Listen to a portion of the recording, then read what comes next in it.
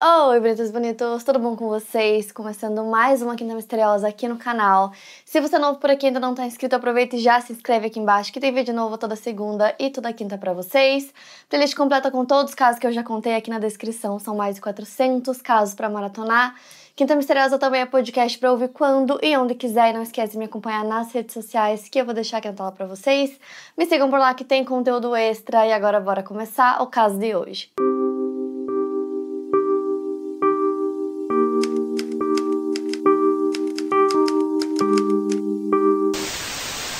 Bom, como vocês podem ver pelo título, hoje eu vou falar sobre o caso dos irmãos Menendez. Esse é um caso que eu já contei aqui no canal.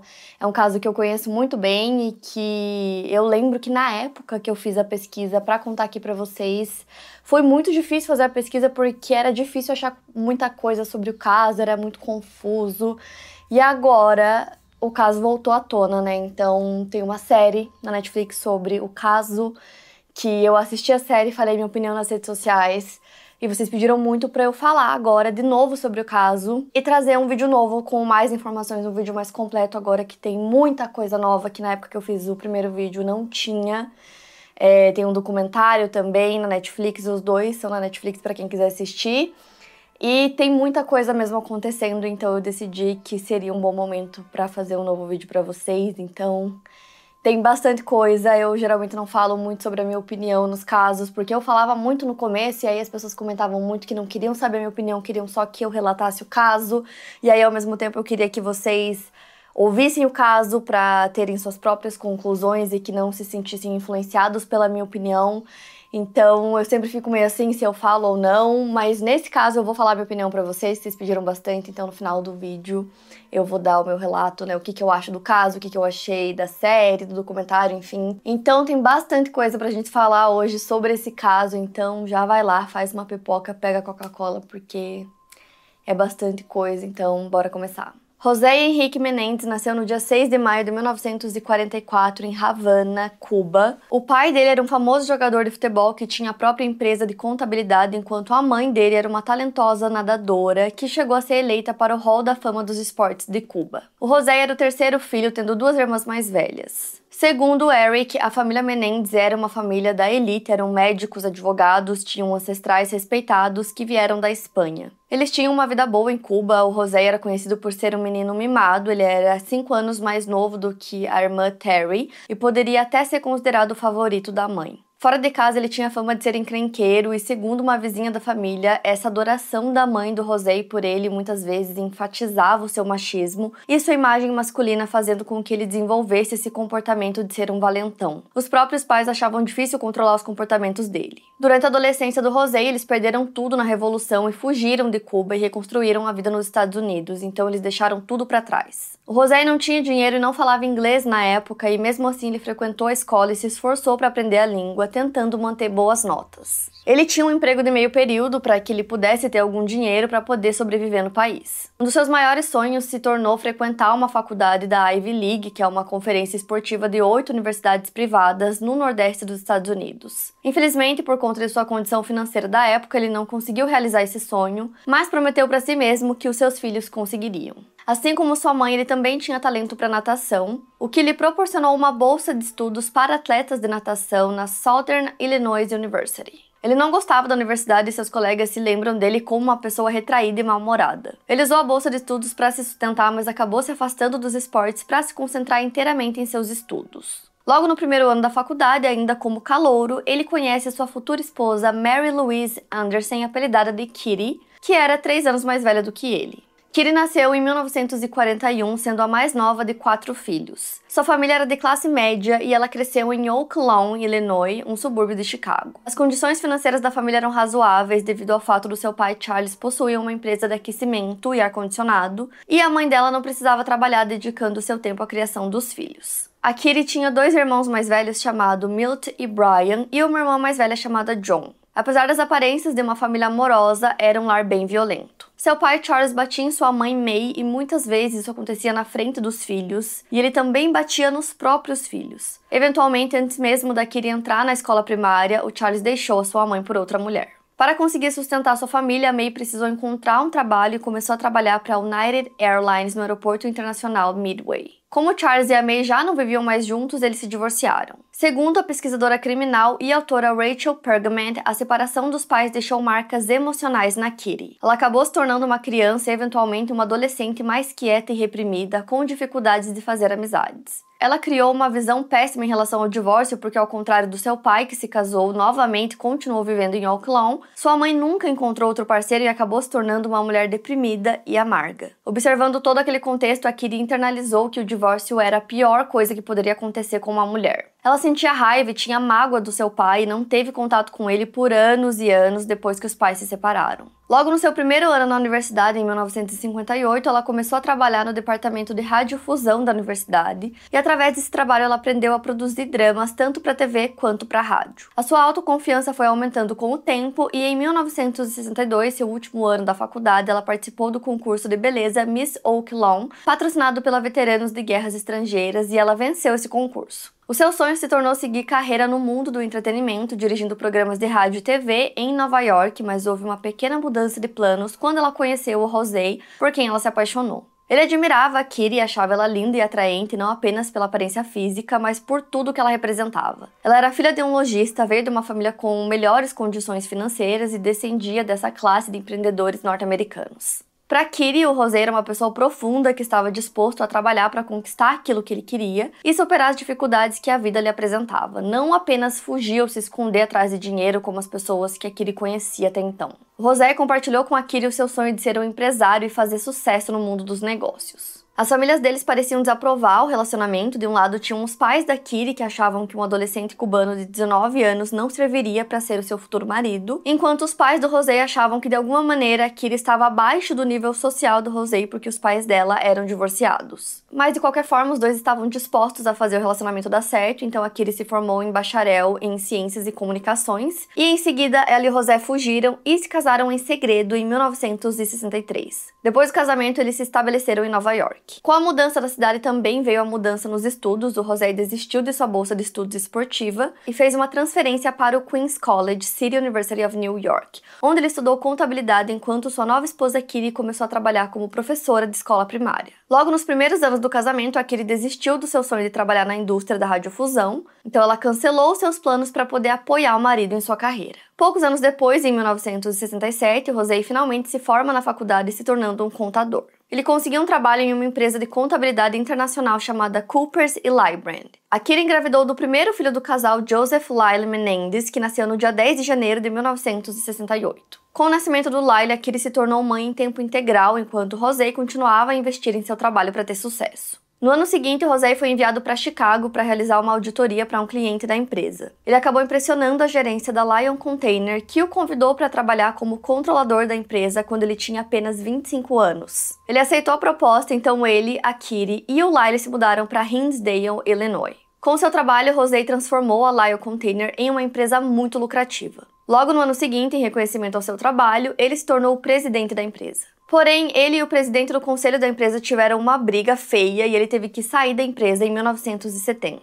Nesse mesmo ano, nasce o segundo filho do casal, Eric Galen Menendez, no dia 27 de novembro. Com a saída do José da Lion Container no ano seguinte, em 1971, ele passou a trabalhar na Hertz, uma empresa de aluguel de veículos. Então a família se muda novamente, dessa vez para a costa leste dos Estados Unidos, se estabelecendo em New Jersey. Gradativamente, o José foi crescendo dentro da empresa, se tornando diretor financeiro em 1973 e aos 35 anos, em 1979, ele se tornou gerente geral da Hertz. Eu não vou me estender muito nessa parte, mas ele trabalhou em diversas outras empresas enormes. Ele virou o presidente da RCA Records, que gerenciava a carreira de estrelas como Dolly Parton, Kenny Rogers e até os Menudos. Na criação dos filhos, o José era extremamente rigoroso, ele tinha lutado muito para conquistar tudo que ele tinha, então ele queria que os filhos seguissem os seus passos, então ele era muito rigoroso com tudo. Os filhos tinham um horário para todas as coisas, eles tinham um horário até para comer, eles controlavam o que eles podiam comer, com quem eles podiam passar tempo, eles tinham regras para tudo.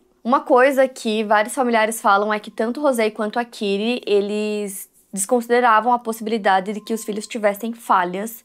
Então, os meninos não podiam ter falha em absolutamente nada. Isso era uma coisa que para eles simplesmente não existia. Então, toda essa pressão ali em cima dos filhos, né, para que eles fossem perfeitos desde muito novos, começou a aparentar em vários sinais nos dois. Então, por exemplo, os dois tiveram problemas com gagueira, eles tinham problemas em ficar rangendo os dentes e eles também tinham muitas dores no estômago. Eles acabaram desenvolvendo temperamentos um pouco desagradáveis, então eles apoiavam um no outro para conseguir enfrentar todo esse autoritarismo do pai. Além disso, o Eric sempre admirou muito seu irmão mais velho e ele deixava isso muito claro, principalmente para os amigos deles que não conseguiam entender por que ele admirava tanto o irmão, já que eles viam o Lyle como um jovem muito problemático. Mas ali dentro do convívio familiar, o Lyle era visto como um amigo pro Eric, né? Então os dois não conseguiam sentir essa proximidade do pai, eles sentiam essa distância, não só do pai, mas da mãe também. Então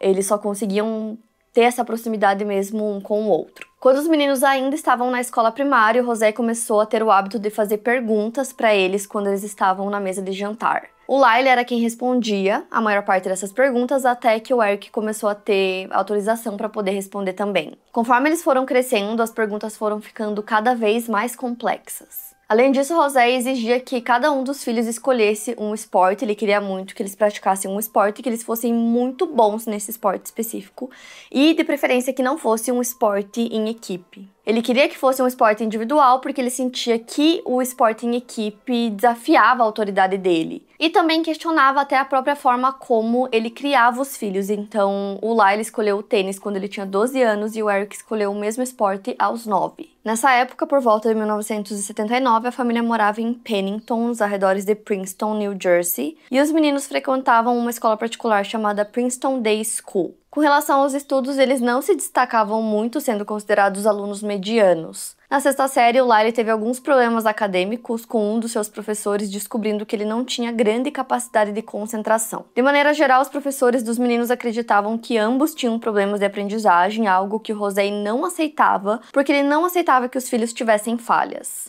Os trabalhos que eles faziam em casa e entregavam tinham um nível muito melhor do que os realizados em sala, porque a Kitty e o José os auxiliavam e muitas vezes até faziam os trabalhos por eles. Além disso, os professores consideravam que os irmãos Menendez eram imaturos em comparação aos seus colegas de classe. O Lyle, por exemplo, tinha e brincava com bichos de pelúcia até os 14 anos, idade em que ele também ainda molhava a cama. O Eric, por sua vez, parecia estar crescendo na sombra do irmão. Ele também era um aluno mediano e durante seu ensino fundamental, que ele fez a maior parte das tarefas e trabalhos para ele. Ele tinha certa dificuldade de aprendizagem. Ao longo da vida, o Eric percebeu que o José estava criando o Lyle para ser o novo líder da família, fazendo com que ele crescesse triste e retraído. Apesar de trabalhar muito bem dentro da empresa, o José era conhecido por abusar dos seus subordinados, então em 1980, outra pessoa foi nomeada presidente da Hertz, e o José foi transferido para a divisão de entretenimento da RCA Records, uma gravadora que também era dona da Hertz, como eu falei para vocês. Então, enquanto ele tentava sucesso na vida profissional, a vida pessoal do José não ia tão bem. A Kitty não sentia que seu casamento era a parceria que havia sido prometida por José.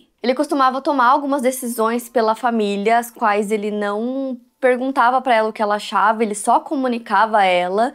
Além disso, ele também não era um marido fiel. Ele teve diversas amantes ao longo do casamento. Um dos casos que ele teve que mais durou foi com uma mulher chamada Louise, que ele conheceu em 1978. Eles viajavam juntos e se divertiam, e ele sempre ia para a casa dela em Manhattan. Ele não considerava deixar a esposa, mas ele também não queria terminar o caso que ele estava tendo com a Louise, porque ele gostava muito dela, mas ele não queria terminar o casamento. Ele conseguiu enganar a Kitty por muito tempo com alegações falsas, né, em relação a todos esses casos extraconjugais que ele teve, até que em 1981 ela descobriu que ele estava tendo um caso e ela decidiu sair de casa por uns dias. Segundo o cunhado do José, ele conseguiu convencer ela a voltar para casa mais pelos meninos do que por ele, porque, como eu falei para vocês, ela tinha alguns sonhos, né, relacionados ao trabalho, mas ela acabou desistindo de todos esses sonhos para ser uma dona de casa em período integral, então ela acabou voltando para casa. Foi aos 15 anos que o Lyle começou o seu primeiro relacionamento com uma garota chamada Stacy Fieldman. A Stacy gerenciava o time de tênis da escola, na qual o Lyle era o melhor jogador do time.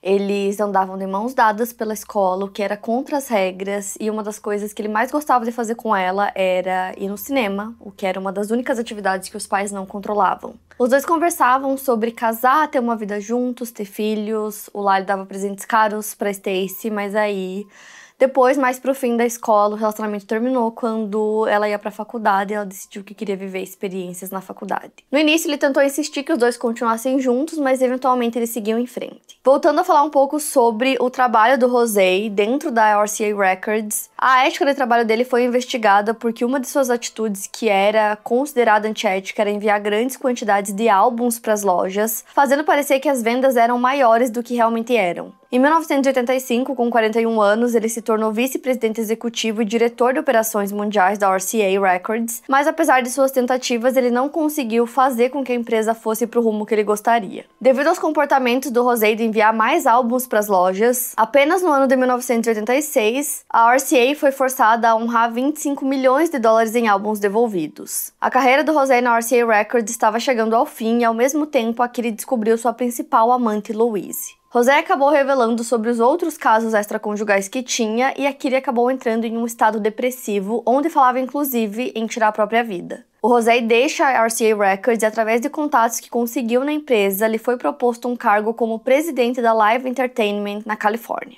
A Live era uma empresa de distribuição e duplicação de vídeos, uma parte da empresa era propriedade da Carol, uma produtora de filmes, que ficou conhecida pela produção dos filmes do Rambo. Ele aceitou o desafio de entrar para a indústria do entretenimento e mudou com a família para o outro lado do país, indo para a costa oeste dos Estados Unidos. Mas essa mudança de cidade não deixou a Kitty feliz. Foram 16 anos vivendo na costa leste e ela havia conseguido construir uma vida para além do seu casamento com o José, então ela tinha amigos que verdadeiramente se importavam com ela lá. E ela também estava feliz porque ela e o José tinham comprado recentemente a sua casa dos sonhos em Princeton. Mas o José desconsiderou completamente os desejos e vontades da esposa e decidiu que seria melhor que ela e o Eric se mudassem com ele para a Califórnia. Então os três se mudam para Calabasas, um subúrbio de classe média alta no noroeste do Vale de San Fernando. O Lyle não se mudou com a família por conta da sua faculdade em Princeton. Quando eles mudaram, o Eric estava no segundo ano do ensino médio e ele se matriculou na Calabasas High School, agora vivendo longe do irmão pela primeira vez. Foi quando o Eric também pela primeira vez assumiu a própria personalidade, né? Ele tinha esse costume meio que de viver na sombra do irmão, então ele começa a ter a sua própria personalidade,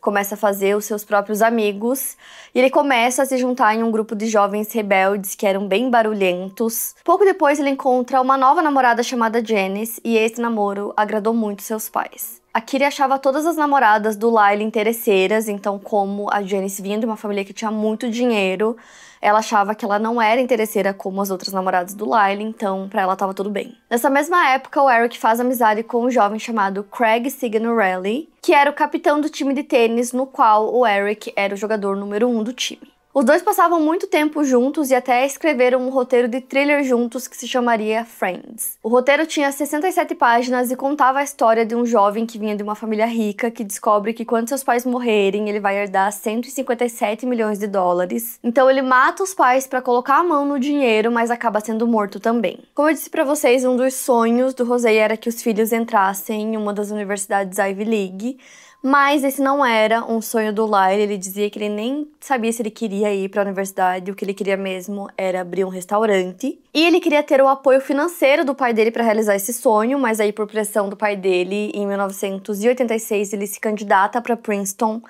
Como eu falei pra vocês, ele era um aluno mediano, então ele não é aceito. Então ele acaba enviando uma inscrição para uma das faculdades comunitárias e aí ele envia uma outra inscrição para Princeton para o ano seguinte, né, 1987. Nesse período ele encontrou uma nova namorada chamada Jamie, ela era uma garçonete. Ela também era tenista e ela era 5 anos mais velha que o Lyle. Ela não agradava a Kitty e o José, eles não queriam que o Lyle continuasse nesse relacionamento porque eles achavam que ela estava interessada no dinheiro que o Lyle tinha, já que nessa época o José ganhava muito dinheiro. Ainda no mesmo ano, em 87, o Lyle é aceito em Princeton, provavelmente por conta das suas habilidades no esporte. E aí, no verão daquele ano, ele e a Jamie anunciam o seu noivado e ele tinha apenas 19 anos. Essa, inclusive, era a mesma idade em que o José casou com a Kitty, mas isso deixou ele extremamente irritado, ele achava que o filho era muito novo para casar. E aí, pouco antes do Lyle começar as aulas em Princeton, a Jamie se muda pro Alabama para dar aulas de tênis e o Lyle vai atrás dela. E aí, logo que ele começa as aulas, ele assina o Código de Honra de Princeton como parte da sua admissão na universidade. Então esse é um processo pelo qual todos os alunos precisam passar quando eles entram na universidade. Então ele pode ter imaginado que se ele entrasse em qualquer tipo de problema, o pai dele o ajudaria, né, caso ele desobedecesse esse código. Então logo no primeiro semestre ele é acusado de plágio em um curso de psicologia para calouros. O Lyle não contou para a família dele sobre o que tinha acontecido, né? Mas ele tinha contado para uma tia dele, para Terry, e ela acabou comentando com o José. Então ele aconselhou o filho a ler sobre ética perante o comitê disciplinar. E aí, depois de uma audiência de 4 horas no comitê disciplinar, as autoridades decidiram que o Lyle era culpado de plágio, então ele foi suspenso da faculdade por 1 ano. Isso impressionou tanto o Lyle quanto o José, que subestimaram os problemas nos quais ele estava envolvido. Logo em seguida, José voa até Princeton em defesa do filho, tentando argumentar com o presidente da universidade que essa punição tinha sido muito severa. Infelizmente, ele não conseguiu convencer o diretor, que manteve a suspensão do Lyle, dizendo que ele poderia voltar às aulas em 1988 sem problemas. Lyle não queria continuar na Princeton depois disso, ele quis transferir para UCLA ou para a Universidade da Pensilvânia, mas o José não permitiu. Então, no ano em que o Lyle não estava estudando por conta da suspensão, o José decidiu mantê-lo ocupado e estava preocupado que estivesse dando privilégios demais aos filhos, criando homens mimados, então ele colocou o Lyle para trabalhar na Live Entertainment como responsável por revisar relatórios de despesas. Ele deveria buscar maneiras de melhorar a eficiência e reduzir custos da empresa. Lá dentro, ele era tratado como qualquer outro funcionário e precisava marcar horário se quisesse conversar com o José. Ele percebeu como o clima do escritório pesava com a presença do pai e como o José tratava mal os funcionários na frente uns dos outros. Ele dizia para os seus amigos que todos na empresa se ressentiam dele por ele ser filho do chefe. Porém, os funcionários do local diziam que, na verdade, o Lyle não era um bom trabalhador. Ele tinha o costume de chegar atrasado, ignorar ordens e até faltava quando o dia estava ensolarado para jogar tênis. Um dos associados reclamou para o José sobre o Lyle e o José perguntou o que o associado faria com ele se ele não fosse filho do José. O associado disse que o demitiria, então o Lyle foi demitido. No outono de 1988, o Eric e o Lyle começaram a invadir casas em Calabasas e eram casas dos pais dos seus amigos. Eles perceberam que era muito fácil entrar nas casas e roubar itens de muito valor que eles podiam vender e conseguir muito dinheiro com isso. Eles perceberam que assim eles conseguiam ter muito dinheiro para fazer o que eles quisessem, sem ter que ficar pedindo dinheiro pro pai e ter que ficar ouvindo o sermão dele. Estima-se que os irmãos tenham roubado cerca de $100 mil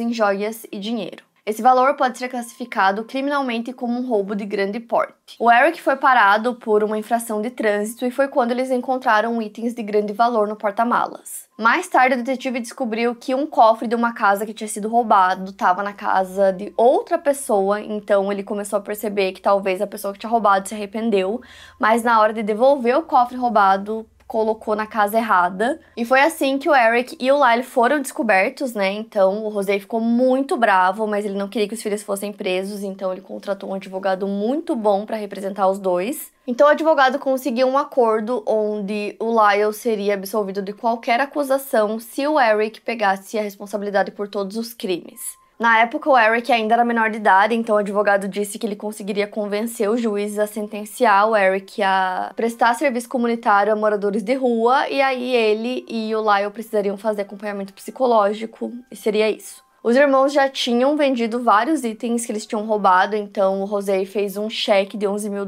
para cobrir o valor dos itens roubados. A comunidade de Calabasas não ficou muito feliz com isso, porque eles perceberam que os irmãos não pareciam arrependidos pelo que eles tinham feito e eles estavam livres, né? Eles não tinham pagado pelo que eles tinham feito. Nisso, José começou a reclamar sobre a vida em Calabasas, dizendo que os vizinhos ficavam reclamando sobre ele e sua família, que ele estava recebendo ligações de assédio e que os pneus do seu carro haviam sido cortados. É nesse ponto que ele decide mudar para Beverly Hills porque ele achou que lá ele e sua família estariam mais seguros. No outono de 1988, o Lyle retorna a Princeton e ele ainda estava namorando a Jamie. Quando ele retornou, ele percebeu que agora ele tinha um colega de quarto e ele ficou furioso porque ele queria ter um quarto só pra ele.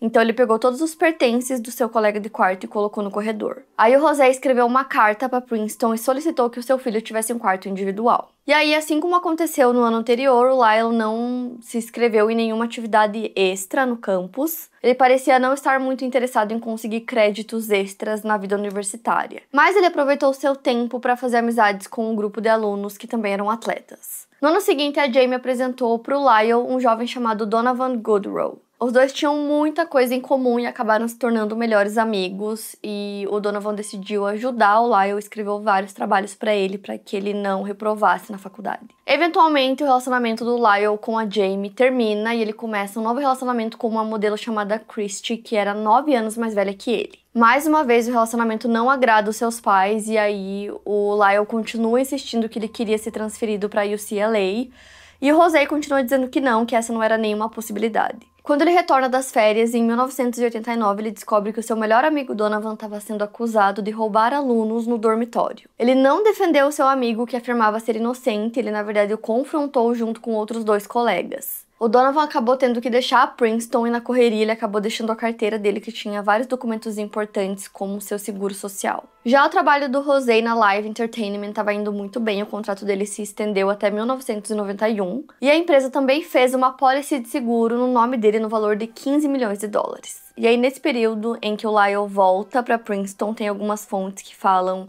sobre alguns problemas que ele estaria causando, algumas festas, que ele não tinha notas tão boas, algumas coisas nesse sentido. E aí o José e a Kitty já não aguentavam mais enfrentar problemas com os filhos, e aí eles decidiram ameaçar os dois a tirar o nome deles do testamento. O primeiro testamento que José escreveu foi em 1980, na época o patrimônio dele não era tão grande, e lá dizia que os seus filhos ficariam com todo o seu patrimônio caso ele e a esposa morressem. Ele não tinha alterado o documento, e aí ele começa a ameaçar os filhos dizendo que iria alterar e tirar eles do testamento caso eles não melhorassem o comportamento. Nesse meio tempo, o Eric estava participando de algumas competições de tênis e ele também estava se preparando para começar a universidade. Ele foi aceito na Berkeley, mas decidiu cursar na UCLA porque tinha um time de tênis melhor. Quanto ao Lyle, para encorajar ele a melhorar as notas, o José decidiu comprar um apartamento para ele fora de Princeton. E era um apartamento que tinha 2 quartos, dessa forma eles poderiam visitar o filho e ficar no apartamento sem atrapalhar ele lá, então o Lyle pediu para a mãe dele ajudá-lo a decorar o apartamento. Os irmãos teriam começado a fazer um tratamento com o psicoterapeuta Jerome Oziel por ordem judicial no caso dos roubos em Calabasas. Em 19 de agosto de 1989, a família Menendez fretou um barco em Marina del Rey e foi pescar tubarões. Segundo a tripulação, a família não parecia muito unida. A Kitty ficou na cabine do barco porque estava enjoada. José estava na parte de trás do barco pescando e os irmãos estavam juntos na proa do barco conversando. No dia seguinte, dia 20 de agosto, o 911 recebe uma ligação vinda da residência da família Menendez. A ligação foi feita pelo Lyle às 23h47 para o departamento de polícia de Beverly Hills. A chamada foi gravada e nela ele alega que alguém entrou em sua casa e atirou em seus pais em uma ligação que durou apenas 2 minutos e meio. What's the problem? What's the problem? What's the problem? Someone killed my parents. Pardon me? Someone killed What? Who? Are they still there? Yes. The people... No. Were they shot? Hey, man, Were they shot? Yes. They were shot? Yes. What happened? Hey, stay there, Haviam policiais nas proximidades e eles chegaram na casa da família cerca de 1 minuto depois. Os policiais andaram ao redor da casa por vários minutos até que Eric e Lyle saem de dentro da casa correndo, quase juntos, gritando. Eles passam correndo pelos policiais e eles caem de joelhos na grama entre a calçada e a rua. Os policiais entram na mansão e descobrem os corpos de José e Kitty. O detetive que ficou encarregado dessa investigação foi o detetive Les Zoller. Ele chegou até a mansão naquela noite e percebeu que nada havia sido roubado. A sala onde os corpos estava bagunçada, mas não era nada similar à bagunça que um assalto causaria. Ele notou que não houve entrada forçada na casa e aparentemente os Menendez conheciam seus assassinos. Os irmãos foram levados ao departamento de polícia para interrogatório porque a polícia buscava saber o que eles tinham visto naquela noite e eles não eram considerados suspeitos naquele momento. Quem os interrogou foi o sargento Thomas Edmonds e ele percebeu que o Eric estava perturbado. Ele começou a soluçar e parecia não conseguir ficar parado. O Lyle respondia as perguntas de maneira metódica. O interrogatório só durou 20 minutos e precisou ser interrompido devido ao estado emocional do Eric. Os irmãos conseguiram dar à polícia uma cronologia para o que tinham feito naquele dia 20.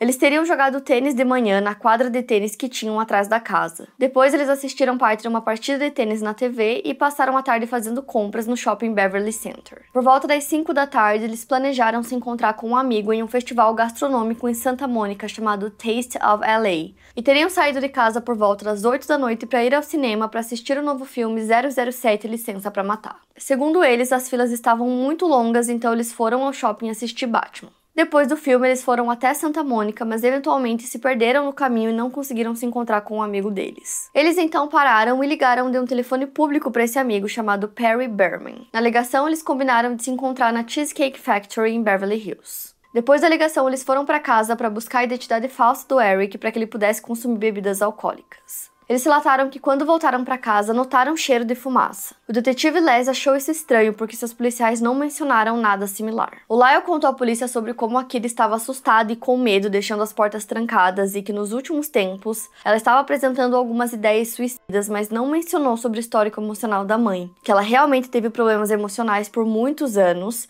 e que ela já havia tentado tirar a própria vida 2 anos antes usando medicamentos prescritos. Quando o sargento Thomas pergunta a Lyle quem poderia odiar os seus pais o suficiente para matá-los, ele responde, talvez a máfia. Como eles não eram considerados suspeitos, o Eric e o Lyle foram liberados do interrogatório sem serem submetidos a testes para determinar se havia pólvora neles. Um teste que seria procedimento padrão, mas que ficava a critério do detetive responsável. As autópsias de José e Kitty foram realizadas 3 dias depois de suas mortes pelo Dr. Irwin Golden. José foi examinado primeiro e ele examinou primeiro o ferimento na cabeça dele. Ele disse que o ferimento era grande e que o médico descreveu que era possível passar o punho por dentro. O tiro na cabeça que José levou foi disparado por uma espingarda. O cérebro dele acabou sendo pulverizado e ele também tinha múltiplas fraturas nos ossos faciais e maxilares. Também foi encontrada fuligem no ferimento, indicando que a espingarda foi encostada na parte de trás da cabeça dele no momento em que foi disparada. José teria levado 5 tiros no total. A Kitty, por sua vez, levou um tiro na bochecha que fraturou sua mandíbula superior e desalojou 4 dos seus dentes superiores. Após a morte dos pais, os meninos receberam a apólice de seguro de vida pessoal do José, que era de $650 mil.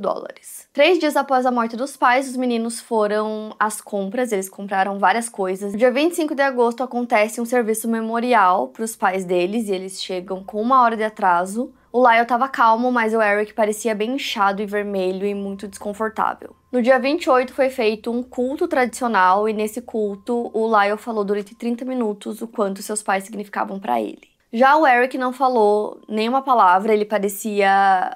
Os irmãos lidaram de maneira muito diferente, o Eric parecia muito abalado. Ele, inclusive, não sabia muito bem o que ele queria fazer, ele não sabia se ele iria para UCLA, se ele iria se dedicar ao tênis. Enquanto isso, o Lyle parecia mais focado, ele parecia que meio que ele sabia o que ele queria fazer, que ele queria tomar o lugar do pai dele nos negócios e que ele ia voltar para a faculdade, ele iria entrar de vez no mundo dos negócios. A maior parte dos ativos da família estavam em suas propriedades. Além da mansão em Beverly Hills, eles também possuíam uma casa de 14 acres em Calabasas que eles nunca moraram. Essa propriedade em si valia mais de $5 milhões. Além disso, José tinha mais de 330 mil ações que ele tinha comprado da Live Entertainment, que estavam sendo vendidas a $20 a unidade, o que dava mais de $6 milhões. A casa em Beverly Hills valia $14 milhões e eles também tinham diversos outros pertences. No final, os irmãos herdaram cerca de 2 milhões cada e, segundo um amigo deles, eles pensavam que eles iriam herdar muito mais que isso. E eles estavam convencidos que o pai tinha uma conta na Suíça que tinha muitos milhões, cerca de $75 milhões, e eles não sabiam nem explicar como o pai teria tanto dinheiro assim. E aí, lembra que eu citei pra vocês que tinha uma apólice de seguro que a empresa tinha feito no nome do José, mas ela só era válida dentro da empresa. Então, além dela, tinha uma segunda apólice de seguro no nome dele, que valia fora da empresa também. Só que ele precisava fazer um exame físico que ele não fez. Então, se ele tivesse feito, a apólice estaria em vigor, mas ela não estava. E aí, os irmãos teriam herdado mais $5 milhões. A apólice dentro da empresa, que eu citei pra vocês, estava em vigor. Então, era uma apólice que eles tinham, né, pra funcionários que valiam muito dentro da empresa. Então, a empresa que ele trabalhava lucrou 15 milhões com sua morte. Depois da morte dos pais, o Eric e o Lyle decidiram mudar para um hotel, eles não queriam ficar na mansão, então na época ainda não sabiam que os dois haviam matado os pais, então eles ficavam dizendo que eles achavam que eram os mafiosos que tinham cometido o crime e eles diziam que temiam pela própria vida e achavam melhor ficar num hotel. Quem pagou pelo hotel, pelos carros que eles utilizaram nesse período, serviços de quarto, seguranças, foi a Live, que era a empresa que o José trabalhava, então eles arcaram com todos os custos. Então eles moraram em vários hotéis por um período de tempo, até que cada um alugou um apartamento em Marina del Rey. Então tem todo esse período que tem muita questão em volta disso, do dinheiro que eles gastaram, como eles gastaram. Eu posso dar minha opinião sobre isso mais no fim do vídeo. Mas, por exemplo, eles tentaram comprar uma cobertura de 900 mil dólares, eles andavam com seguranças o tempo todo. Um dos seguranças disse que viu o Lyle comprando um aparelho de som que custava 24 mil dólares. E muito se fala sobre toda essa questão dos gastos, né? De todas as compras que eles fizeram. Então, como eu falei pra vocês, 3 dias depois eles compraram muitas coisas de grife e os Rolex. E aí, um tempo depois, eles compraram várias outras coisas, como os carros. Então eles trocaram os carros, um comprou um Jeep, outro comprou uma Porsche, eles fizeram um monte de coisa. O Lyle tinha o sonho de ter um restaurante, então ele comprou um restaurante por 550 mil dólares. A família achou que seria um bom investimento, que isso poderia trazer foco para a vida dele. Ele também abriu uma empresa, até chegou a alugar um local para essa empresa, onde ele chamou alguns amigos de Princeton para se juntarem a ele e para se tornarem diretores da empresa, mas esses amigos eram atletas que tinham um histórico parecido com o dele, então acabou que isso não deu muito certo. Então, enquanto o Lyle estava tomando diversas decisões assim no mundo dos negócios, o Eric estava tentando fazer isso também, o que não estava dando muito certo. Ao mesmo tempo ele ainda não sabia o que ele queria fazer da vida dele. Nesse meio tempo as investigações ainda estavam acontecendo, então a polícia estava tentando entender o que tinha acontecido, né? Eles estavam investigando várias linhas de investigações, várias teorias diferentes.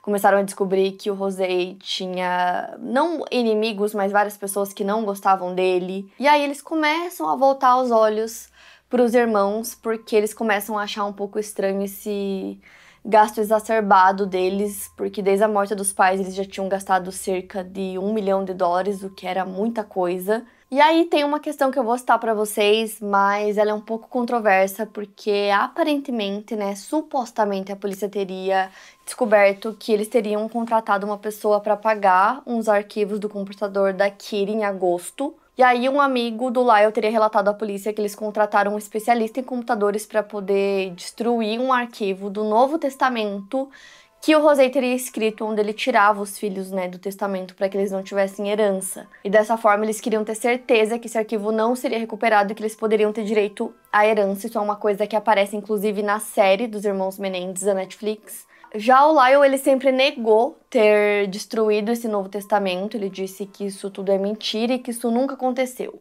E aí o Eric viu seu psicólogo Jerome no dia 31 de outubro e os dois estavam caminhando por Beverly Hills. Durante a sessão, ele encorajou que o Eric falasse sobre a sua depressão e seus pensamentos suicidas. No momento em que eles estavam voltando para o consultório, o Eric teria parado de andar, olhado para ele e falado: "Nós fizemos, nós matamos os nossos pais". Depois disso, eles teriam entrado no consultório e aí o Eric teria começado a relatar tudo o que tinha acontecido.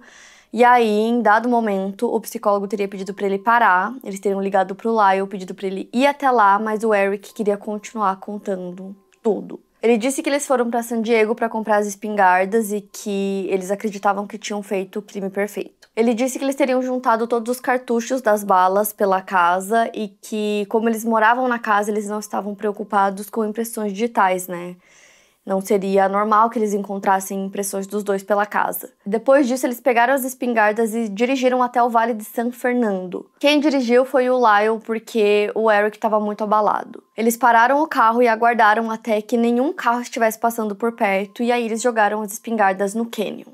Depois disso, eles foram até um posto de gasolina, onde eles descartaram as roupas que eles estavam usando e os cartuchos das balas. Eles pretendiam ir até o Cheesecake Factory para encontrar um amigo deles chamado Perry, mas durante todo esse tempo o Eric estava muito abalado, então eles decidem voltar para casa. Chegando em casa é o momento em que eles fazem a ligação para a polícia. No momento em que o Lyle chega no consultório, ele fica muito bravo ao descobrir que o irmão tinha contado tudo. E aí, na conversa que o psicólogo tem com os dois, ele explica a diferença de um crime que acontece no calor do momento e um crime que acontece para atingir um objetivo específico. Ele fala que nesse segundo caso, o comportamento do assassino é visto como o comportamento de um sociopata. Em seguida, o Lyle supostamente teria explodido de raiva, falando que se ele contasse para alguém o que o Eric tinha contado para ele o mataria. Poucos dias depois, no dia 2, eles voltam ao consultório e supostamente o Lyle teria ameaçado ele novamente, dizendo que ele não poderia contar nada daquilo para a polícia porque ele estaria quebrando o acordo de confidencialidade que ele teria com os pacientes. Mas durante todo esse tempo, o Jerome não tinha ligado para a polícia, não tinha contado para ninguém. Ele decidiu conversar com os meninos, ele fez algumas anotações e gravou essas conversas. Até que no dia 17 de novembro, o Craig, que é um amigo do Eric, conversa com a polícia e ele conta que ele foi até a mansão dos Menendez pouco tempo depois do caso acontecer e que nesse dia o Eric contou para ele o que tinha acontecido. Segundo ele, o Eric teria confessado o crime para ele, dizendo que ele estava procurando por sua identidade falsa no quarto, até que o Lyle aparece dizendo: vamos fazer isso, meio que dizendo que tinha chegado o momento, então os dois descem com as espingardas. O plano era que o Lyle atirasse no Rosé e que o Eric atirasse na Kitty. O Lyle atira no Rosé, então o Eric não consegue atirar na Kitty, ela começa a tentar fugir do local, então o Lyle atira nela também. Depois disso, o Eric teria atirado 2 vezes nela, depois dela já parecer estar morta. Depois de contar tudo isso, os detetives ficaram muito chocados com toda essa história e com a quantidade de detalhes que o Craig contava, porém, o Craig sempre falava que o Eric dizia que isso poderia ter acontecido. Então, nesse momento, a polícia não sabia se eles acreditavam nessas alegações, né, se eram alegações verdadeiras ou não. Então, nesse ponto, eles não sabiam o que fazer com essas informações, e aí o detetive do caso, Zoller, decide entrar em contato com a promotora distrital, que estava designada para o caso, que era a Pam Ferrero, para mostrar o que eles tinham. Lembrando que nesse ponto eles não tinham confessado nada, então eles nem eram considerados suspeitos ainda. E aí ela disse que isso parecia muito pouco, mas era alguma coisa. Outro promotor sugeriu que o Craig usasse uma escuta e tentasse conseguir uma outra confissão do Eric para que eles pudessem gravar e aí eles teriam essa prova. Então eles vão jantar no dia 29 e aí ele começa uma conversa para tentar, extrair essa confissão, só que o Eric fala que tudo que ele tinha dito para ele era mentira e que ele e o seu irmão não tinham nada a ver com a morte dos pais. Os detetives acharam que esse plano deles tinha sido um fracasso, mas a Pam achava que o Craig tinha dito para eles, daquela conversa anterior que ele teve com o Eric, que era tudo verdade.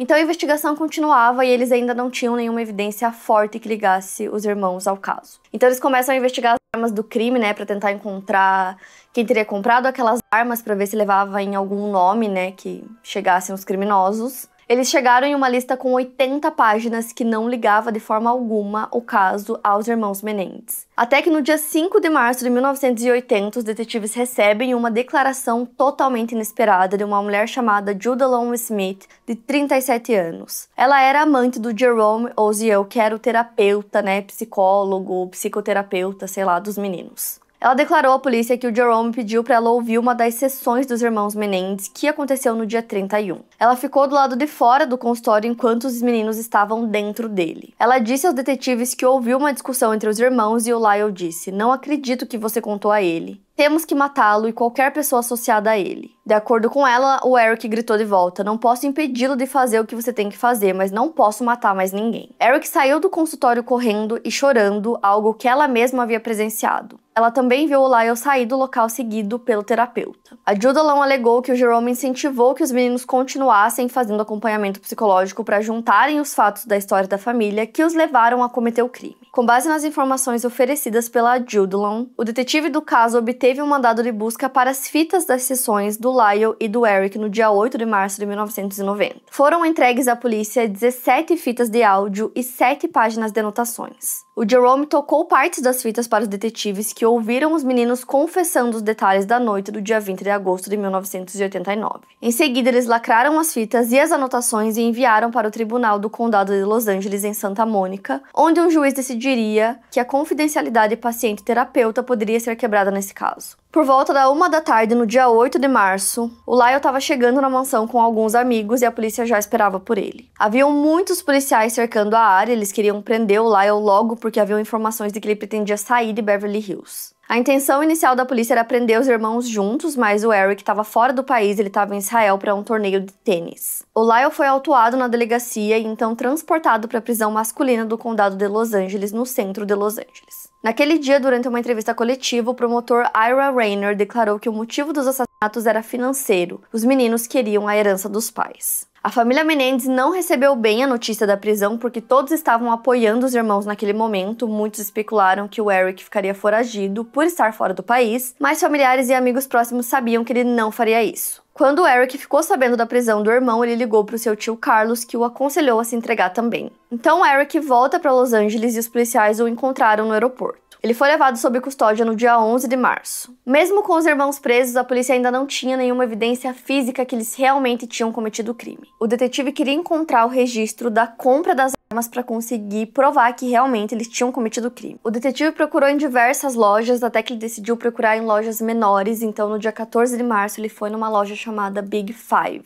Lá ele encontrou o registro de venda de 2 espingardas por $199 cada. Elas tinham sido vendidas no dia 18 de agosto de 1989. Quem assinou a compra foi Donovan J. Goodrow. Abaixo tinha sido listado um endereço de San Diego, então a polícia entra em contato com ele, mas ele prova que ele não tinha comprado essas armas porque naquele dia ele estava em Nova York e ele consegue comprovar que ele realmente estava em Nova York. O endereço estava errado, mas o nome completo e o número de telefone estavam corretos. O Donovan, só para vocês lembrarem, era o melhor amigo do Lyle na faculdade. Quando ele viu o formulário de compra, ele disse que aquela não era sua assinatura, então eles decidiram pedir uma amostra da caligrafia dos irmãos Menendez e aí o Eric se recusou. Nesse ponto, tanto a família da Kitty quanto a família do José decidiram contratar ótimos advogados pro Lyle e pro Eric. A advogada do Eric foi a Leslie Abramson, uma advogada bem-sucedida que só tinha perdido apenas um cliente para a pena de morte. O valor total pago a ela por seus honorários foi de $750 mil.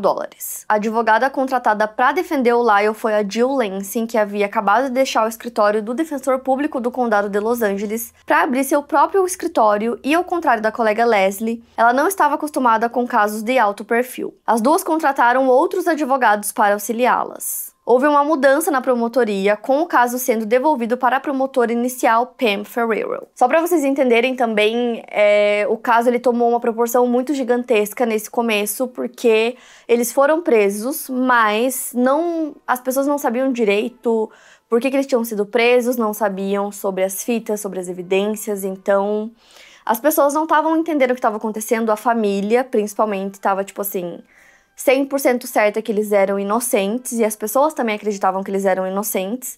Então, tinha muita imprensa em cima do caso. Então, nesse primeiro momento, tava tudo lotado, muitos repórteres, fotógrafos, muitas pessoas e todo mundo defendendo os irmãos. E aí, houve uma grande discussão sobre as fitas, né? Se elas poderiam ser usadas ou não. E aí, depois de decisões e apelações, eles decidiram que apenas uma fita poderia ser usada, que era a fita onde o psicoterapeuta Jerome, ele citava as suas próprias anotações das sessões que ele realizou no dia 31 e no dia 2. O julgamento dos irmãos Menendez só começou 3 anos depois da prisão deles. E aí, por decisão do juiz, os irmãos seriam julgados juntos, mas com júris separados. O objetivo disso era economizar tempo e recursos. O júri do Lyle tinha 7 homens e 5 mulheres, e o júri do Eric tinha 8 homens e 4 mulheres. Então, no início do julgamento, como eu falei pra vocês, eles não sabiam até que ponto eles conseguiriam usar aquelas fitas, porque além daquelas fitas, eles não tinham nenhuma outra evidência que ligasse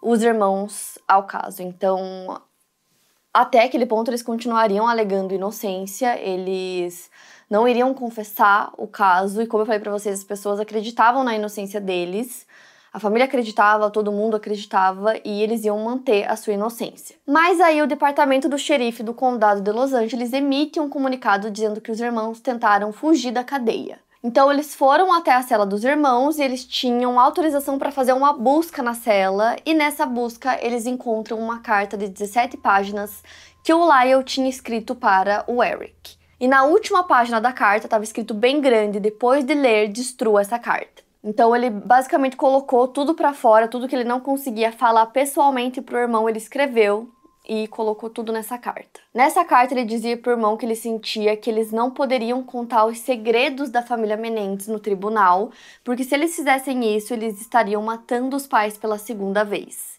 E isso era uma coisa que ele não queria fazer, então ele disse entre aspas: eu me recuso a desistir em respeito ao papai, ele está observando, eu não vou decepcioná-lo. Nós não fizemos isso por dinheiro. Nesse documentário que acabou de sair na Netflix, eles contam, sobre essa carta e eles explicam que era pro Eric destruir essa carta, mas o Eric fala que essa carta era especial pra ele e que essa foi uma das poucas vezes que o irmão colocou pra fora a dor que ele sentia, então por isso que ele não quis destruir a carta, mas a partir do momento que essa carta foi encontrada, eles tinham uma confissão. Então isso foi em 1990 e pela primeira vez eles tinham uma prova dos irmãos fazendo uma confissão.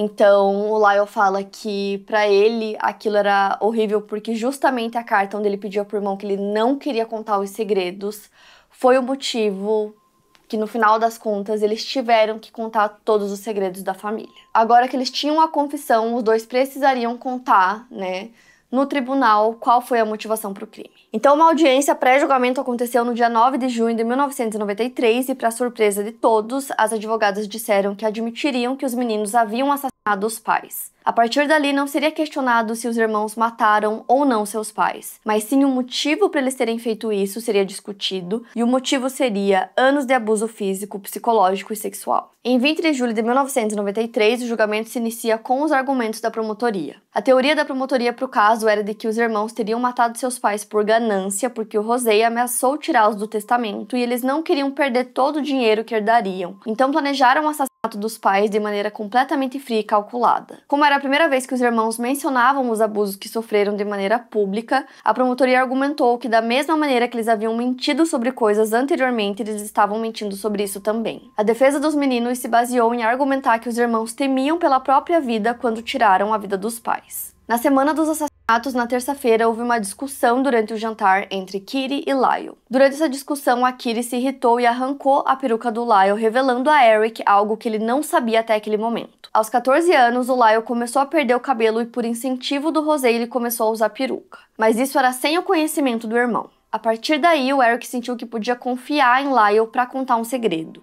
Ele vinha sendo abusado sexualmente pelo pai desde que tinha 6 anos. O Eric acreditava que se veria livre dos abusos do pai uma vez que fosse para a faculdade, mas o José teria dito que ele precisaria continuar indo dormir em casa algumas vezes por semana para que os pais acompanhassem seu desempenho. Então o Eric sabia que o abuso não pararia. Inclusive, no documentário, o Eric conta que ele queria ir para Stanford com a esperança que os abusos acabassem de vez, mas o José fala para ele que ele não vai para Stanford, que ele vai para UCLA, que ele vai continuar morando ali. O Eric conta que nesse ponto ele estava pensando em tirar a própria vida porque ele não aguentava mais e foi quando ele contou tudo pro Lyle. O Lyle ficou furioso com a revelação porque ele mesmo havia sido abusado pelo pai na infância. Ele decidiu confrontar o pai sobre a situação e disse que não contaria para ninguém sobre o segredo desde que o abuso parasse. Mas José não teria aceitado bem a situação e disse que o filho era dele e ele faria com o Eric o que ele quisesse e ele não seria ameaçado. Lyle disse que se ele não parasse, ele ia contar para a polícia e para a família deles. E foi nesse momento que os irmãos descobriram que a mãe Kitty sabia do abuso desde sempre.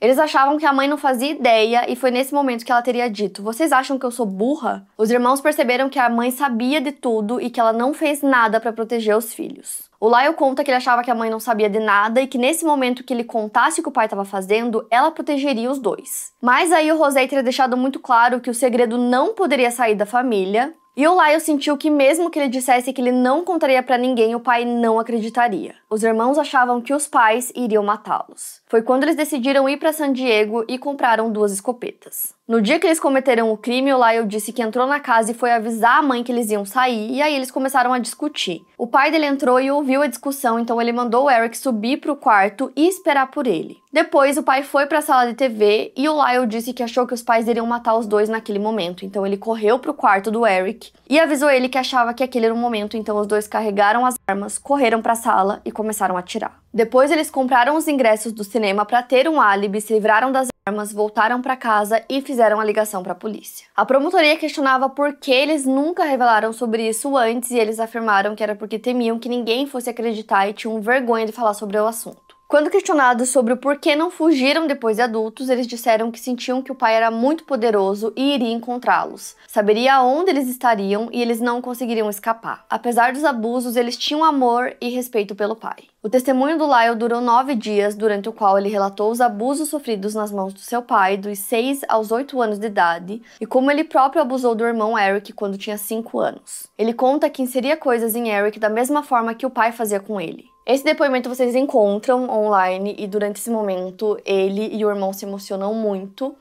E aí, depois que ele relata, ele pede desculpas pro irmão e o Eric conta que essa é a primeira vez que ele se desculpa, então os dois ficam muito emocionados. O Lyle conta que no começo o pai dele era muito gentil com ele era muito novo, ele tinha 6 anos, então ele não entendia o que estava acontecendo, ele sentia que era apenas um carinho.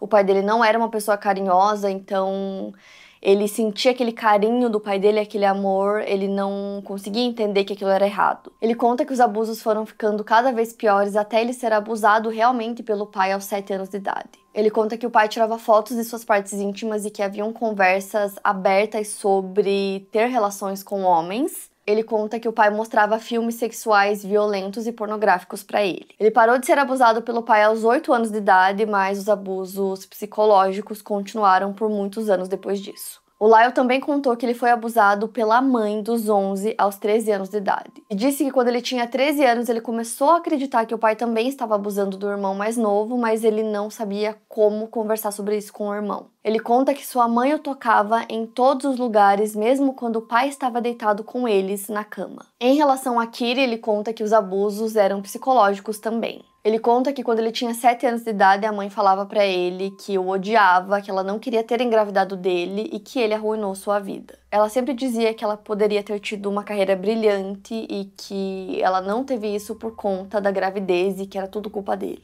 Ele conta que a mãe tinha ataques de raiva e que ela costumava dizer que odiava o filho e até jogava coisas nele. O testemunho do Eric também durou dias e ele conta que no momento em que o pai parou de abusar do Lyle, ele começou a abusar do Eric. Ele relatou que ele começou a colocar canela em todos os alimentos do pai dele que ele conseguia, porque ele ouviu alguns amigos dizendo que deixava o gosto do sêmen melhor. Ele também disse que ele colocava limão em absolutamente tudo que ele comia, então ele relata que ele encharcava tudo de limão porque ele queria que ele sentisse o menos possível o gosto das coisas, então ele achava que assim talvez ele fosse sentir menos o gosto do sêmen do seu pai. Quando ele tá relatando isso, perguntam pra ele se funcionava e ele dizia que não funcionava tanto quanto ele gostaria. Nos argumentos de abertura da advogada do Eric, ela disse que o Eric teria sido treinado por muitos anos de sua vida para satisfazer os desejos do pai. A sexualidade do Eric foi um ponto que a promotoria tentou levantar durante o julgamento. Ele admitiu que ele questionava sua própria sexualidade porque a Kitty falava que ser homossexual era a pior coisa que alguém poderia ser, que era pior do que morrer. Mas ele fala que dentro dele, ele nunca pensou que ser homossexual era errado e não julgava inferiores pessoas que eram, assim como a mãe dele fazia. Ele diz que por muito tempo ele não entendeu o que acontecia entre ele e seu pai e que ele se questionava por que em certos momentos os atos não doíam tanto quanto costumavam doer, mas ele sempre se atraiu por mulheres. Ele relata que o pai sempre foi muito homofóbico e fazia piadas sobre o assunto. Assim como o irmão, em certos momentos dos relatos, o Eric precisa fazer pausas e ele se emocionava muito em relatar detalhes gráficos de como os abusos aconteciam. Alguns familiares do Lyle e do Eric também testemunharam pela defesa, apoiando as alegações deles. Nenhum deles tinha visto o abuso acontecer, mas percebiam os sinais existentes. Andy Cano era um dos primos dos meninos e foi uma dessas pessoas. Ele relatou que em uma conversa com o Eric, quando o Eric tinha cerca de 13 anos, o primo relatou que o pai massageava suas partes íntimas e pedia para que ele fizesse o mesmo por ele. Ele pediu para que o primo nunca contasse aquilo para ninguém. Posteriormente, ele teria dito ao primo novamente que essas massagens começaram a doer. Alan Anderson, outro primo dos irmãos, relatou que passava verões na casa da família Menendez e testemunhava Rosé batendo nos filhos com um cinto.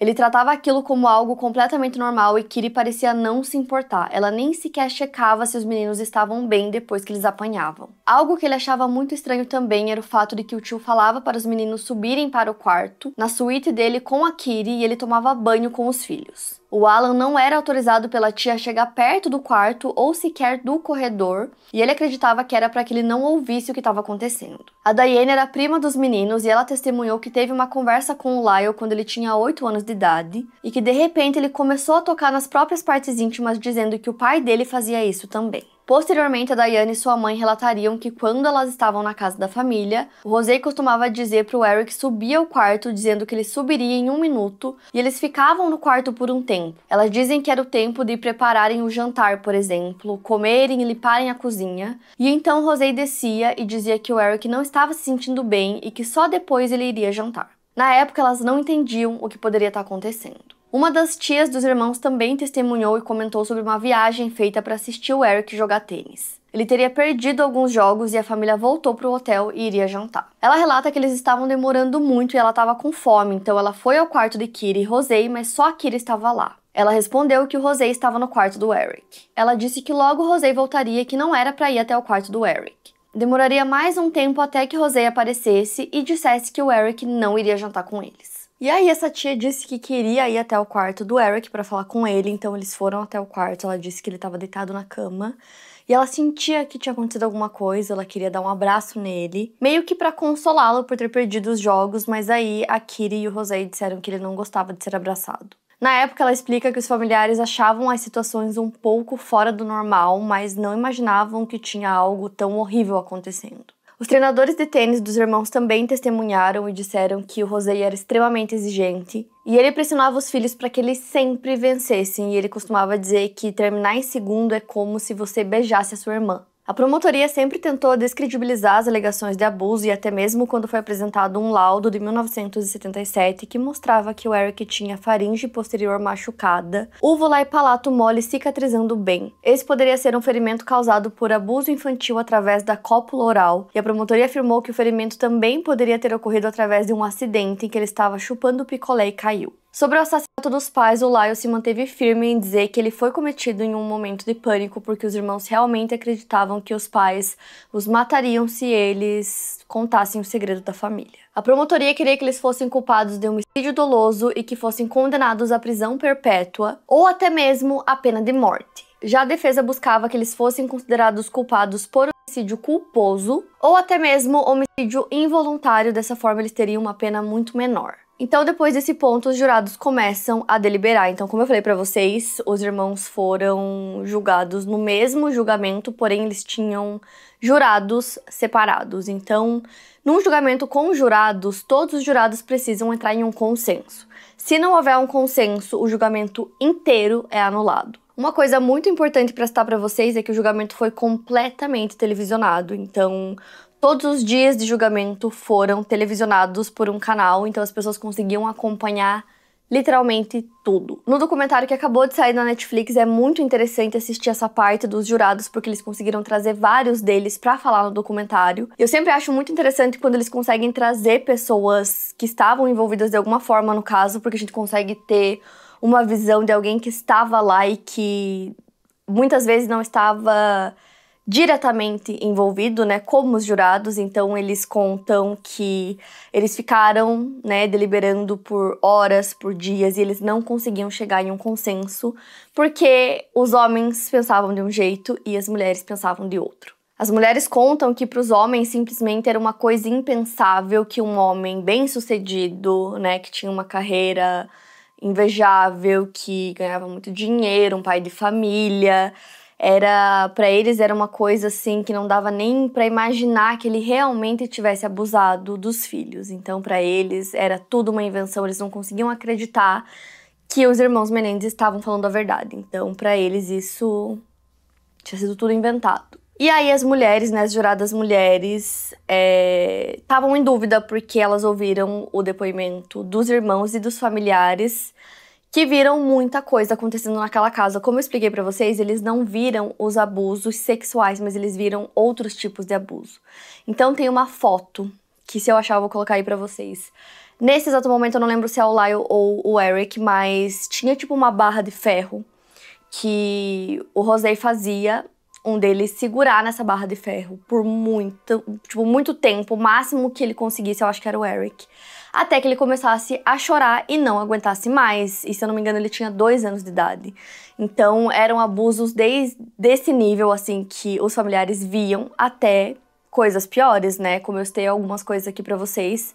No documentário eles citam outras. Então, para as mulheres, era muito estranho ouvir todos esses relatos. Então, ao mesmo tempo que não haviam evidências que realmente provassem os abusos sexuais, haviam todos esses outros tipos de abuso. Então, elas ficavam pensando, se houveram esses abusos, é bem possível que tenha acontecido também esses abusos sexuais, então eles não conseguiam entrar em consenso. Já que não tinha consenso, o julgamento inteiro foi anulado. Depois que isso aconteceu, eles precisariam se preparar para um segundo julgamento. Então, nesse momento, o Lyle fala que ali ele desistiu, que para ele foi muito difícil passar por esse julgamento e ele achava que ele não ia conseguir passar por tudo isso de novo, ele não ia conseguir contar tudo de novo e que pra ele já tinha sido muito difícil, já tinha sido o máximo que ele conseguia. E no documentário também mostra que nesse meio tempo que o julgamento foi anulado, eles teriam que fazer um segundo julgamento, o caso tinha virado um espetáculo gigante. Então, ele meio que virou uma chacota na TV. As pessoas faziam piada, virava esquete, e aí muitas pessoas não acreditavam neles. Então, tinha mudado completamente aquela imagem de não, eles são inocentes, eles não fizeram isso. E aí, a partir do momento que eles disseram sim, nós fizemos isso, nós cometemos o crime, mas por um motivo, e falaram o motivo, as pessoas não queriam acreditar.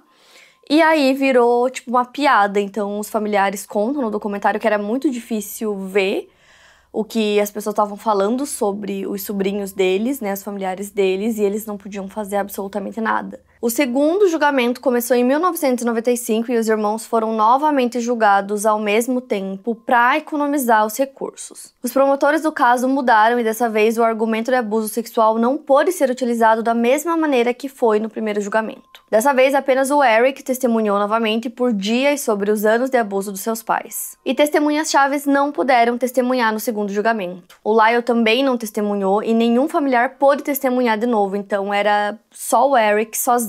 Então, o assassinato e a cena do crime foram tratados de maneira mais direta do que no primeiro julgamento. O Lyle preferiu não testemunhar depois que uma mulher com quem ele conversava por telefone, chamada Norma Novelli, gravou as conversas que eles tinham e as vendeu sem o seu consentimento. Além disso, surgiram acusações de que ele teria tentado comprar depoimentos de 2 mulheres, incluindo uma ex-namorada, para que ela falasse que o pai dele fez investidas indesejadas nela. Ele admitiu isso posteriormente, mas disse que voltou atrás pouco depois de fazer os pedidos. No segundo julgamento, o argumento de legítima defesa imperfeita não pôde ser considerado. No documentário, uma das juradas disse que esse segundo julgamento foi muito injusto porque os jurados foram privados de muitas informações, então ela fala que, na sua opinião, esse foi um julgamento que foi montado para ter certeza absoluta que eles seriam condenados. A deliberação do júri no segundo julgamento começou no dia 1º de março de 1996. No dia 14, 2 juradas precisaram ser substituídas, uma delas sofreu um infarto e outra entrou em trabalho de parto. As deliberações recomeçaram no dia 20 e o júri condenou os irmãos Menendez por 2 acusações de homicídio de 1º grau, bem como conspiração para cometer homicídio. Eles consideraram que haviam 2 circunstâncias especiais associadas aos homicídios, emboscada e homicídio múltiplo. Depois dessa decisão, se iniciou a fase da sentença.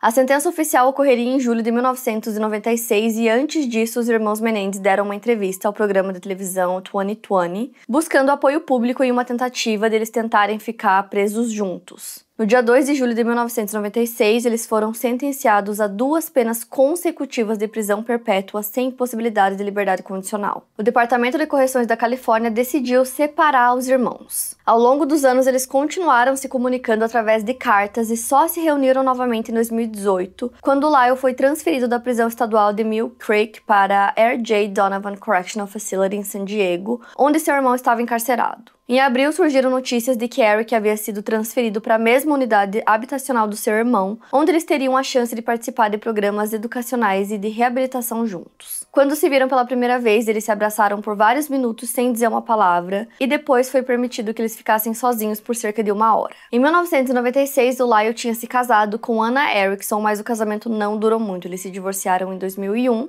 e ele se casou novamente em 2003 com Rebecca Sneed, editora de uma revista, com quem é casado até hoje. O Eric é casado desde 1999 com uma amiga por correspondência chamada Tammy Ruth Sackman. O casamento deles aconteceu na sala de espera da prisão estadual de Folsom, onde eles usaram um Twinkie como bolo de casamento. Ao longo dos anos, os irmãos tentaram diversas vezes apelar de suas condenações, mas seus pedidos sempre foram negados. Em 2020, graças ao TikTok e ao Instagram, o caso voltou à tona e o número de pessoas que apoiam e querem a libertação dos irmãos apenas cresceu. Em 2023, foi lançado o documentário Menendez plus Menudo, Boys Betrayed, em que um dos integrantes da banda de sucesso dos anos 70 e 80, Menudo, chamado Roy Rosselló, revelou que foi abusado sexualmente por José Menendez. Ele explicou que foi até a mansão dos Menendez, bebeu uma taça de vinho e simplesmente sentiu que não tinha mais controle sobre o corpo. Então ele foi levado ao quarto de José, onde foi abusado. No documentário, muito emocionado, ele disse que ficou com dores fortes por uma semana e que mal podia se mover. Além dessa vez, o abuso teria acontecido pelo menos outras 2 vezes. Uma antes e outra logo depois de uma performance da banda. José havia assinado um contrato com a banda Menudo enquanto trabalhava na RCA Records. Depois do primeiro julgamento dos irmãos Menendez, alegações e denúncias contra Edgardo Dias, manager da banda Menudo, começaram a surgir apontando para ele como sendo também um abusador dos membros da banda. No documentário, Roy também fala que foi abusado por Edgardo. O Lyle se lembra que o pai foi particularmente próximo da banda Menudo, algo que não era um padrão com todas as outras bandas da RCA Records. Também em 2023, os irmãos citaram novas evidências e, junto com seu advogado Cliff Gardner, entraram com uma petição pedindo para que o tribunal anulasse suas condenações por assassinato. Cliff diz que o caso dos irmãos Menendez é um caso de homicídio culposo e, se tivesse sido julgado dessa maneira, eles já estariam livres há muito tempo. Eles fizeram referência a uma carta escrita por Eric ao seu primo Andy, 8 meses antes dos assassinatos, descrevendo o abuso contínuo do seu pai e o impacto emocional que isso causou nele. Sua tia havia encontrado a carta recentemente nos pertences do seu falecido filho. Na carta, ele contava pro primo que ele estava tentando evitar o pai dele e que aquilo ainda estava acontecendo, mas que estava ficando cada vez pior porque o pai dele estava acima do peso e ele já não suportava mais vê-lo. Ele dizia que ele nunca sabia quando o abuso ia acontecer e que ele ficava acordado à noite com medo que o pai dele simplesmente entrasse no seu quarto. Há o questionamento do porquê essa carta não foi citada no primeiro julgamento, já que o Andy foi uma das testemunhas. O Andy faleceu em 2001, mas nessa mesma carta os primos falavam de outros assuntos também, então pode ser que um deles tenha escolhido não usar essa carta no julgamento. Porém, essa carta é muito falada no caso dos irmãos Menendez, porque ela é uma evidência, né? Uma carta que foi escrita 8 meses antes.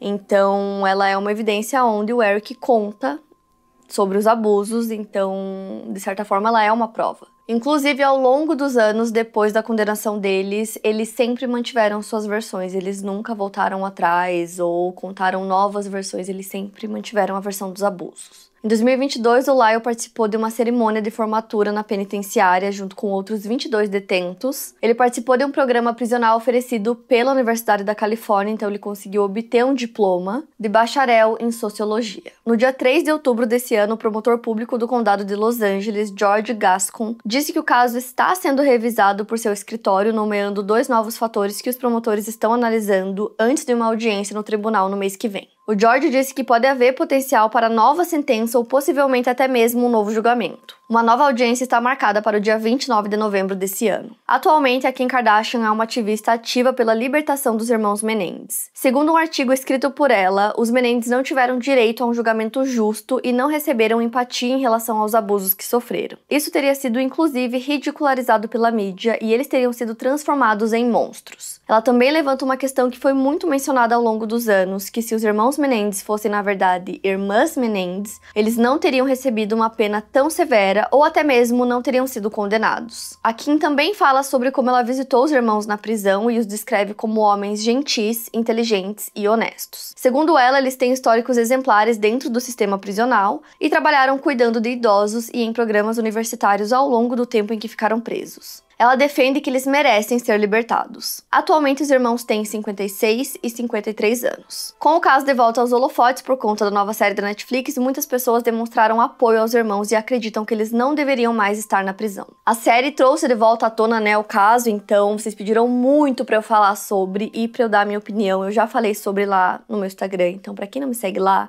eu sempre assisto séries e indico séries pra vocês inspiradas em casos reais, eu dou minha opinião bastante por lá, mas nesse caso específico eu decidi falar um pouquinho também sobre o documentário, sobre a série e dar minha opinião aqui nesse caso, já que vocês me pediram. Então, pra quem não tem ideia de que série eu tô falando, que série é essa, se chama Monstros, os Irmãos Menendez, e na verdade essa é a segunda temporada. A primeira temporada foi Dahmer, né, que também voltou com tudo, né, falaram muito sobre o caso, muito sobre a série, e quem é o diretor dessa série é o Ryan Murphy, então quando eu soube que ele ia trazer a segunda temporada sobre os Irmãos Menendez, eu meio que já tinha uma ideia de como seria, porque ele é um diretor bem polêmico. Só pra vocês terem uma ideia, ele fez American Horror Story, outros títulos nesse sentido, então eu já meio que sabia o que esperar. Eu acho que uma coisa que é muito importante a gente ter em mente quando é uma série inspirada é que não é documentário. Então, você não está assistindo uma série documental. Então, ela é inspirada. Isso quer dizer que, em muitas coisas, ela muito provavelmente vai ser bem diferente do que realmente aconteceu. Então, se você não gosta de séries nesse sentido, talvez não seja uma boa assistir. Você tem que ter isso em mente quando você está assistindo, porque tem várias coisas que acontecem na série que não aconteceram na vida real. Tem várias cenas que as pessoas não gostaram, acharam esquisitas. Ai, mas isso não foi assim. E muito provavelmente não foi mesmo. Mas o Ryan Murphy, ele é assim, ele faz umas coisas meio estranhas. Então eu acho que tem que ter isso em mente. Mas agora, dando a minha opinião, eu achei a série muito boa. Eu achei a atuação dos atores principais que interpretaram o Lyle e o Eric impecável, sensacional. Achei que eles foram muito bem escalados e só pela atuação deles eu acho que já vale a pena. A série fica indo e vindo e ela traz vários pontos diferentes de vista, então tanto dos irmãos quanto de outras pessoas envolvidas no caso. Então é interessante tentar ver de outras perspectivas, já que o que realmente aconteceu e a forma que realmente aconteceu, a gente nunca vai saber. Então, só pela atuação, pela trilha sonora, eu acho que já vale super a pena. Eu achei que os atores escolhidos foram perfeitos pra série. Então, se você colocar isso em mente e assistir pensando dessa forma, eu acho que vocês vão gostar e que vai valer muito a pena. Quando você conhece bem um caso e você assiste com isso em mente, você consegue distinguir bem, assim, uma obra, né, dessa forma, pensando que foi inspirada e que não é uma série documental. Agora, essa semana acabou de entrar também na Netflix um documentário, então eu recomendo os dois pra vocês, porque eu pessoalmente gostei muito dos dois. No documentário a gente tem entrevista com o Lyle e com o Eric, então é uma entrevista por telefone, e aí eles vão narrando tudo o que aconteceu, eles narram do ponto de vista deles, como eles se sentiram, como tudo aconteceu, e tem várias pessoas envolvidas, como por exemplo os jurados, como eu citei pra vocês. Tem alguns familiares também, e eu sempre acho interessante ouvir várias pessoas que conhecem os envolvidos falando sobre eles, que assim a gente consegue meio que entender melhor como eles são. Então agora falando a minha opinião mesmo, né, o que eu acho sobre os irmãos Menendez. Eu acho que houve abuso? Sim, com certeza. Eu acho que só pelo que os familiares viram e os professores de tênis, os familiares, os primos, muita gente viu vários tipos diferentes de abuso. E eu acho que só pelo testemunho dos irmãos no primeiro julgamento, pra mim ali tá muito claro que eles foram abusados, sim. Eles cometeram um crime? Sim, né? Um crime muito grande, um crime de homicídio. Então, a minha opinião nesse caso é muito parecida com a minha opinião no caso Gypsy Rose. Inclusive, a Gypsy está livre, né? Ela cumpriu já a pena dela, está livre agora, vivendo a vida dela. Então, a minha opinião é muito parecida, porque eu acho que quando você comete um crime, você, né, comete um crime de homicídio, eu acho que você tem que cumprir pena, sim. Por mais que realmente tenha um motivo muito grande, como teve no caso da Gypsy, como teve no caso deles, eu entendo a motivação, mas não deixa de ser um crime. Então, no meu ver, eles já cumpriram uma pena muito longa.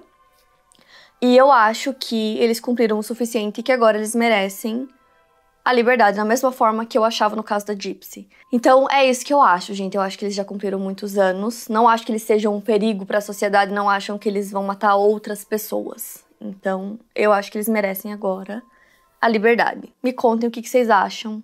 É um caso bem complexo, é um caso que agora tem bem mais informações sobre, tem muita coisa. Então, tem documentário, tem a série, tá saindo muita coisa. Eu acho que pode ser que a gente tenha aí uma mudança no caso agora com essa movimentação nas redes sociais.